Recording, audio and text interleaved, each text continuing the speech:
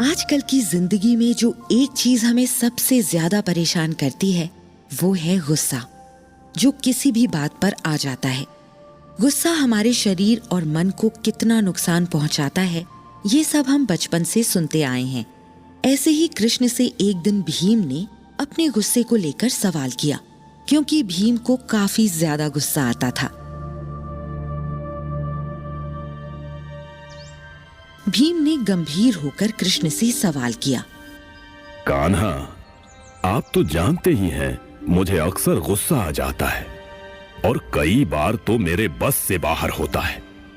मैं चाह कर भी खुद को काबू में नहीं रख पाता हूं। आप तो जानते ही हैं कि गुस्से में मैंने कई बार कितने गलत कदम उठाए हैं। कृपा करके इसके लिए कुछ रास्ता दिखाइए। कान्हा भीम को जानते थे और उसके गुस्से को भी।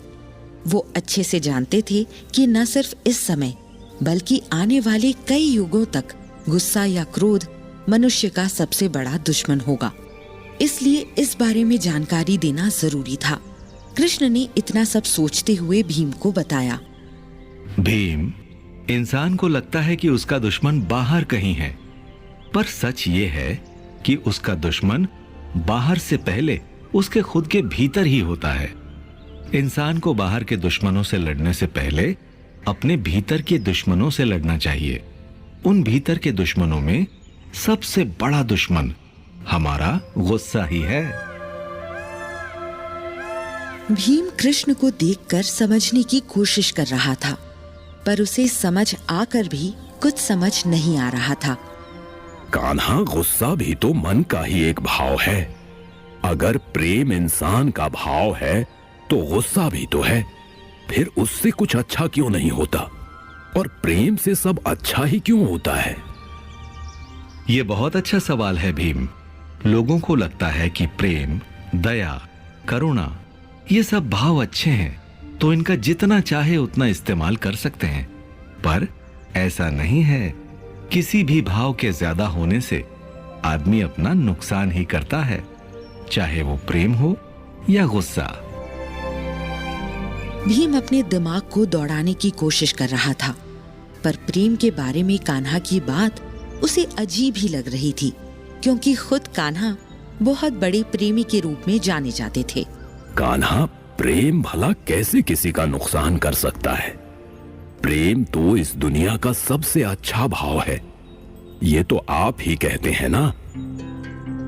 कृष्ण भीम की दुविधा को समझ रहे थे और ये देखकर उन्हें थोड़ी हंसी आ रही थी।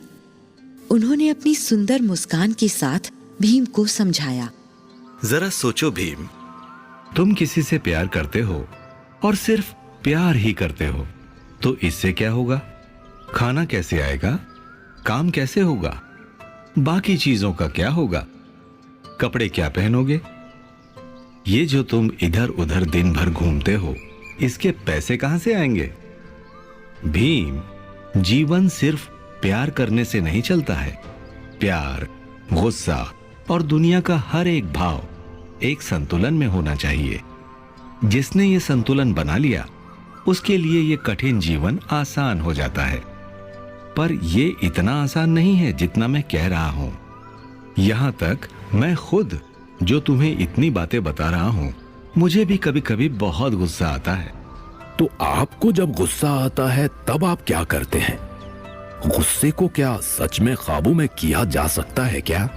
बिल्कुल भीम, गुस्से को काबू में करने के लिए हर इंसान को बस अपने मन को काबू में रखना होगा। और अपने गुस्से को समझने के लिए सबसे पहले यह समझना होगा कि हमें किन बातों से गुस्सा आता है, किस समय गुस्सा आता है, और गुस्सा आते ही हम सबसे पहले क्या करने की कोशिश करते हैं। इन सब बातों को सोचते ही पहले तो तुम्हें यह समझ में आ जाएगा कि कई बार हम कितनी बेतुकी बातों पर गुस्सा होते हैं, या फिर कई बार बड़ी लड़ाई कर बैठते हैं। सबसे पहले इन वजहों का पता लगाना होगा। कान्हा, आप कैसी बातें करते हैं?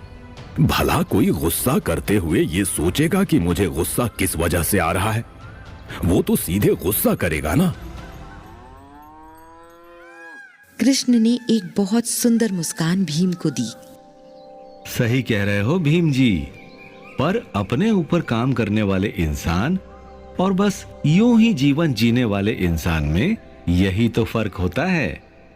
जिसे ये अपना जन्म सुधारना है और अपने गुस्से पर काबू पाना है, वो सबसे पहले हर वक्त सजग रहना शुरू करेगा। इस बात पर सजग रहना कि किस घटना से हमारे भीतर कौन से भाव पैदा हो रहे हैं। यह करना बहुत अभ्यास का काम है, पर जब हम इसे करने लगते हैं तो 2 ही दिन में इसका असर दिखने लगता है। उस अभ्यास में हम ऐसा क्या कर सकते हैं जिससे हम अपने गुस्से को अपने काबू में कर सकें? पिछली कई सदियों से आदमी अपनी सांसों को काबू में रखकर सब कुछ कर लेता रहा है। हर भाव का संबंध हमारी सांसों से जुड़ा है। तुम देखते होगे कि जब हमें गुस्सा आता है तो हमारी सांसें कितनी तेज हो जाती हैं और एक किस्म की बेचैनी हमारे शरीर में होती है।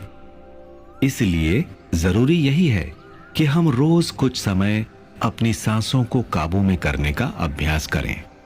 योग या फिर प्राणायाम करना गुस्से को शांत करने का सबसे अच्छा तरीका है।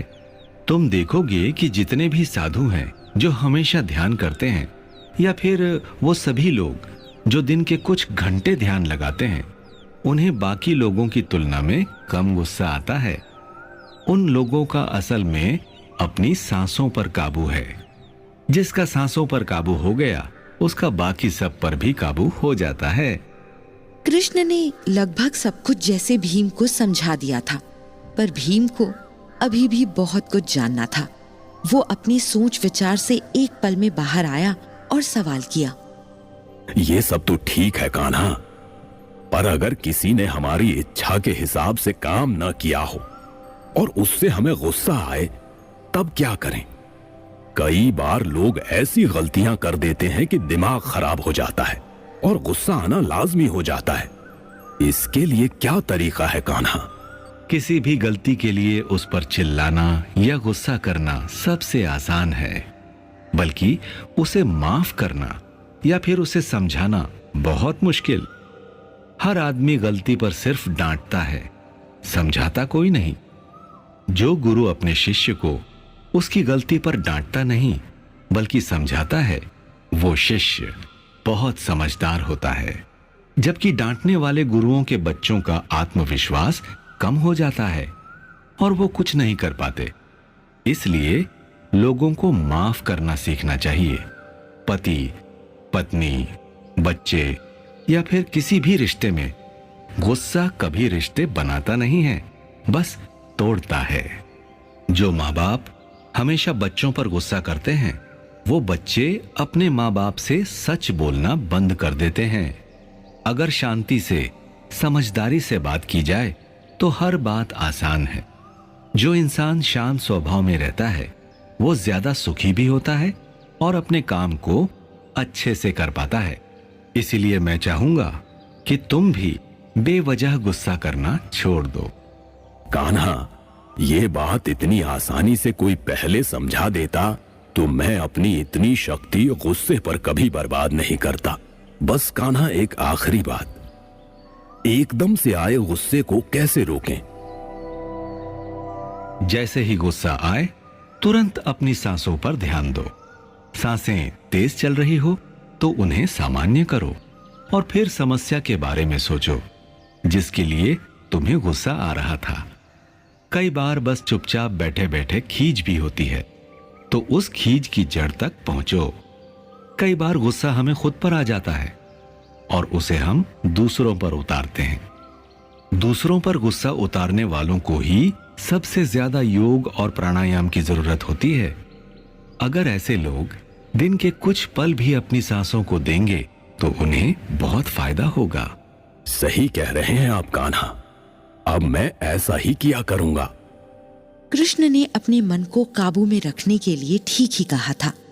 गुस्सा सबसे आसानी से आ जाता है और लोग गुस्से में ना जाने कितने गलत कदम उठा लेते हैं। जब भी आपको गुस्सा आए, एक लंबी सांस लीजिए और उस बात और उस गंभीरता के बारे में सोचिए। आप देखेंगे कि आपका गुस्सा काफी हद तक कम हो गया है।